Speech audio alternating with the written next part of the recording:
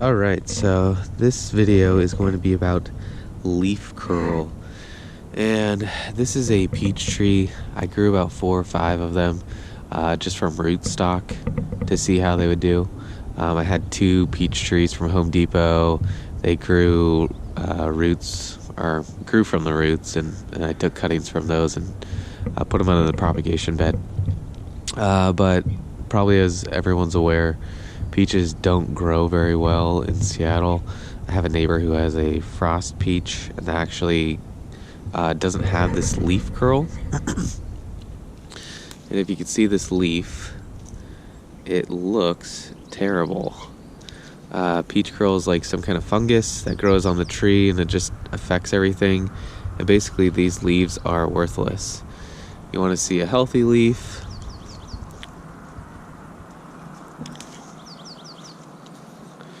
That is a healthy leaf, and you can see leaf curl is a lot worse. I think it's basically worthless to keep this tree around if you have that. You could prove me wrong, but I don't want to spray it or do anything like that. And right now I'm just growing these. I'll probably prune these up really well. I'll probably take these out since everything's growing really well in the garden.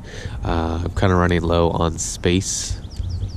So I have, let's see here, this is 1. Here's 2, same issue.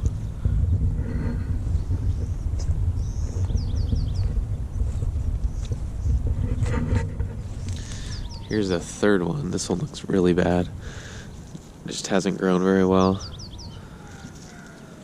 So I'll prune that one.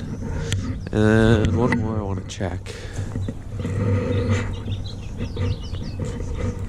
which is over on the side, hidden by all the blackberries, and yet still looks like complete junk.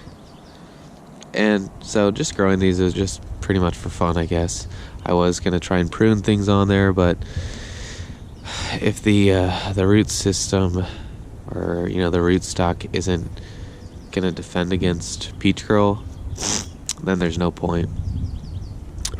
So yeah, you can look at that.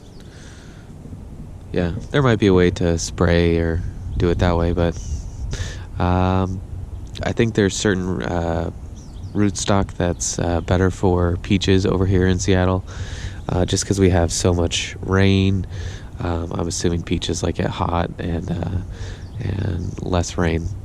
So with that is peach curl, and if you see it, take those trees out.